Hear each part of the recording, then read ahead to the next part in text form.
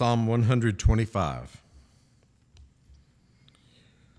Those who trust in the Lord are like Mount Zion, which cannot be moved but abides forever.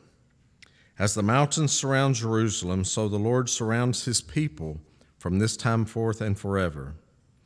For the scepter of wickedness shall not rest on the land allotted to the righteous, lest the righteous reach out their hands to iniquity. Do good, O Lord, to those who are good, and to those who are upright in their hearts. As for such as turn aside to their crooked ways, the Lord shall lead them away with the workers of iniquity. Peace be upon Israel. Be seated, please.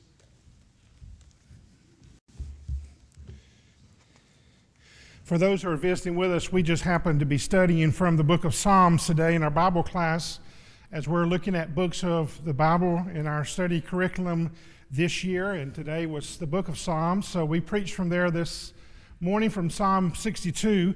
Last week we began this series of songs of ascent, which begins with chapter 120 through chapter 134 in the book of Psalms. These were songs that they would sing as they were headed up to the mountain to worship God, whether in the tabernacle or later on, obviously, in the temple. We begin with chapter 125 from our study from last week that Brian just read together. Notice the phrase, those who trust in the Lord. And the point that he makes is, like Mount Zion, they're not going to be moved. We talked this morning from Psalm 62, where David said that silently he would not be shaken, that his faith, his trust was in God, and that he would wait on the Lord, knowing that God would appear and God would take care of his situation. Geographically speaking, Jerusalem was then and still today a city on a hill, surrounded by the mountains. And so you can just imagine that as these people were going up from various towns or villages up into the city of God, that they would sing these songs to show their love and their praise and devotion to God. That phrase, trust in the Lord, is found some 22 times in the book of Psalms. We, of course, typically know and remember when we think of the Lord, of the trust in the Lord phrase, we think of Proverbs chapter 3, where Solomon said, trust in the Lord with all your heart, lean not into your own understanding, in all your ways acknowledge him, and he will direct your path. But if you have your Bible there, turn back to Psalm 115, and here's just a couple of phrases or times that this phrase, trust in the Lord, is found. Verse 9, O Israel, trust in the Lord. He is their help and their shield. O house of Aaron, trust in the Lord. He is their help and their shield. Verse 11, you who fear the Lord, trust in the Lord. He is their help and their shield. Continually, 22 times within the book, this phrase, trusting in God, is found. And the phrase, trust in the Lord, implies, obviously, confidence, as we talked about this morning. Knowing that there's a reason to trust God. Knowing that he's worthy to be trusted. That he's worthy to be praised. That you don't have to doubt whether God's going to be there for you in your time of need. Obviously today, as the text says there in Psalm 125, some trust in their wickedness. Notice the phrase, as for such as they turn aside to their crooked or wicked ways, the Lord's going to lead them away with the workers of iniquity. But those who trust in God, notice the result, verse 5 and verse 5, they'll have peace. You see, those two go hand in hand. The word peace in the original language, of the Hebrew language, will refer to the very best that a person could receive in life, not just in regard to exterior blessings, but internal feelings of knowing that everything's settled, of knowing that regardless of what happens on the outside of your life, that on the inside there's calmness and there's confidence and there's trust, because God has the ability to take care of those issues and to make them right by his word and by his way. Next in chapter 126, we have the idea of restoration. When the Lord brought back the captivity of Zion, we were like those who dream. Then our mouth was filled with laughter and our tongue with singing. Then they said among the nations, the Lord has done great things for them. The Lord has done great things for us, and we are glad. We mentioned this morning in our Bible class together that likely some of these Psalms were written even during the time of the Babylonian captivity. At least some of them seem to date and suggest that.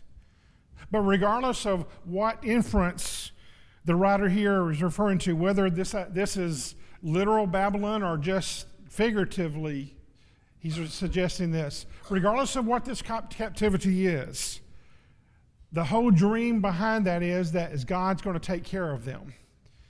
That what used to be that was bad is now good because of God. Have you ever thought about how great it is to be a follower of God? I know the world today would say otherwise, but the world's always been wrong, consistently wrong. But those who wait on the Lord, those who trust in the Lord, those who know that the Lord has the ability to restore their situation, whether it's physically and certainly spiritually, they're going to be taken care of. Notice that phrase, verse 2, the Lord has done great things for them. And then he adds, and he's done great things for us as well. Wouldn't it be wonderful if today when we leave this building, we go out and we have a conversation with someone, a neighbor, a friend, and we just ask them, have you ever thought about what the Lord has done good for you? You know, that's an open-ended question. Listen to their answer. And if they don't have a confidence in God, if they don't have a trust in God that's found in His Word and obedience to His will, what a great opening statement to start with them and talk about, here's what the Lord has done for me through His Word, through His Son, through His church. He can do the same for you as well. Verse 5 and verse 6 is that evangelistic theme that we sometimes have read. Those who sow in tears shall reap in joy. Bearing seed for sowing shall doubtless come again with rejoicing, bringing his sheaves with him. You see, David knew, regardless of whether this was David or not who wrote this particular ascent psalm, David knew that when the Lord's on your side, that good's going to come from that.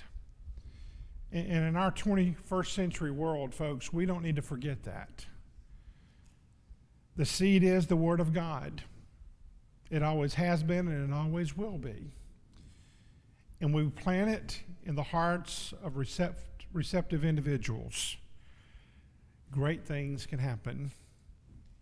Chapter 127, a psalm of dependence. Notice how he starts. Unless the Lord builds the house, they labor in vain who build it. Unless the Lord guards the city, the watchman stays awake in vain. It's vain for you to rise up early, to sit up late, to eat the bread of sorrows, for so he gives his beloved sleep. And then that favorite phrase that we've often read before, behold, children are a heritage of the Lord. The fruit of the womb is a reward. Like arrows in the hands of a warrior, so are the children of one's youth. Happy is the man who has his quiver full of them. They shall not be ashamed, but they shall speak with their enemies in the gates. Here, the idea of dependence is addressed in three different ways. One, one's house, security of a city, and then the idea of having children. But notice what he says, unless the Lord's the foundation, unless the Lord and His Word and His will and His way is where you start from, everything else does not really matter. Most of you know this past week, Bonnie and I took off and went with a tour group up to the Ark encounter and then also to the Creation Museum. The tour director, remember the church from Hamilton, said that among the many things that he saw at the Creation Museum that he wanted to take a picture of, he saw two that he thought really stood out. And this was somewhat what they said.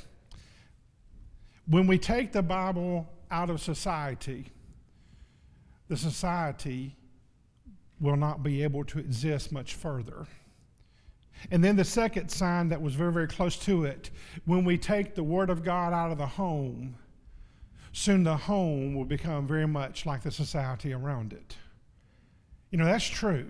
And that's exactly what this verse says. Unless the Lord builds the house. Remember Matthew chapter 7, the wise man that built his house on the rock versus the foolish man that builds his house on the sand? What's the end result? One stands firm. One just falls apart. And the same is true here. If we don't have the Lord, everything else really does not matter. That phrase, children are a heritage of the Lord. Heritage is something that we hand down, something that's precious, something that's special. And I guess I'm allowing my age and my position of life to sort of influence me here, but I had to say this. It's really easy as grandparents to see the value of grandchildren. But we're so busy with our children as parents that we forget about that. We forget that they are literally gifts from God.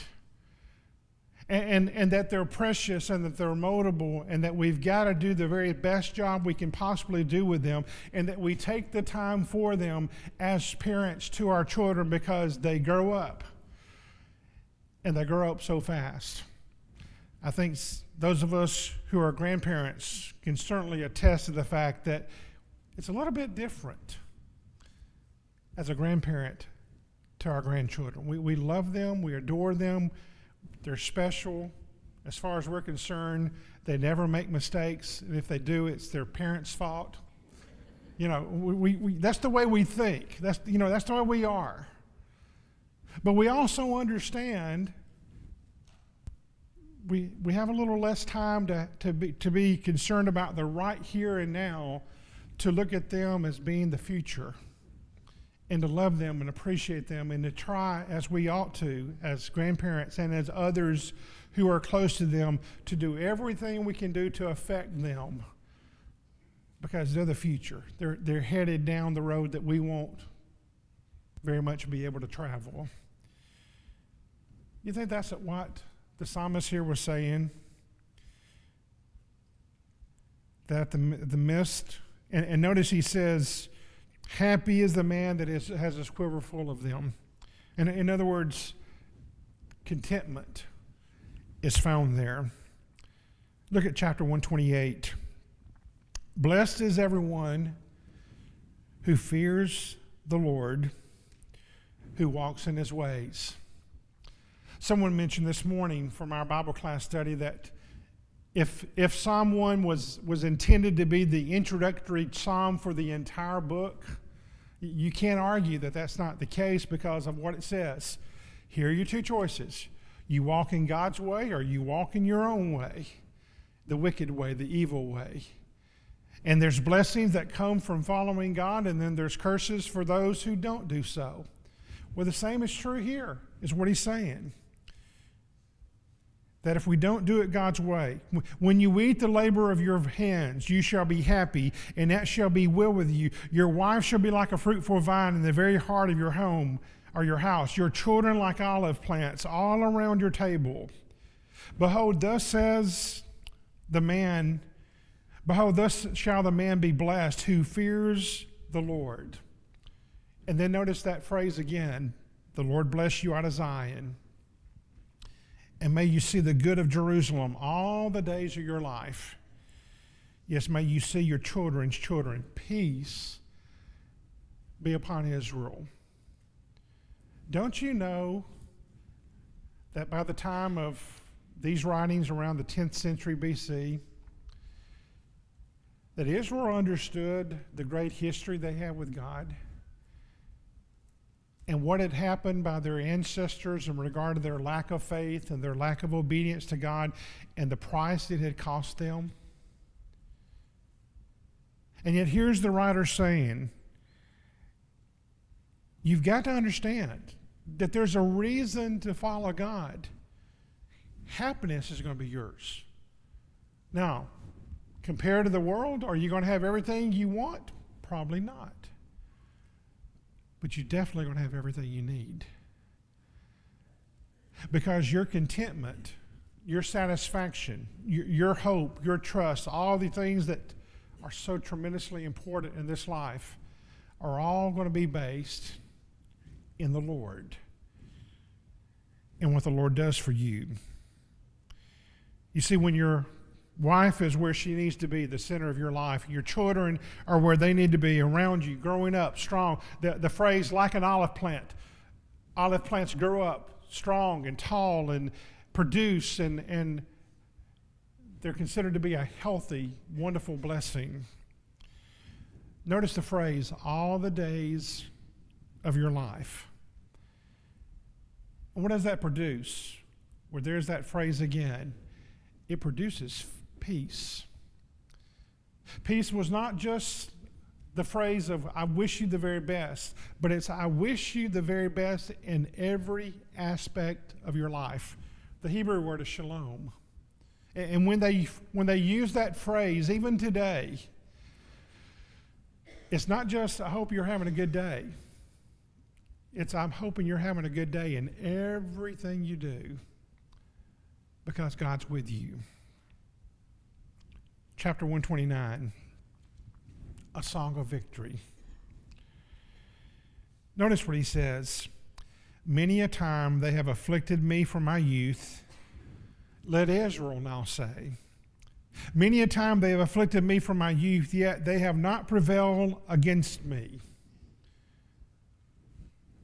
Whether this be David or some other individual that authored this particular ascent psalm, certainly almost all of those individuals could say, you know, I've not won every victory. I've not won every time I've been involved in battle, but the Lord's been with me. And the Lord's taking care of me. Notice in your youth, and then he says, Israel, in Hosea chapter 2 and verse 5, Israel is seen to be a child in Egypt. 400 plus years they spent there growing up, wondering, where's God? Wondering if they're ever going to receive redemption, if they're ever going to receive escape from the toil of that place that used to have been a great blessing to them, but it turned anything but that. Notice what he says. In spite of what my enemies have done, they have not prevailed. I wonder at the end of our life, can we look back at the world and the challenges that we faced in our life and say, with God's help, they've not overtaken me. They've not overcome me. Oh, I had bumps and bruises, and I had ups and I had downs. But through it all, there's a God. Notice the imagery that he uses here. Verse 5, let all those who hate Zion be put to shame and turn back.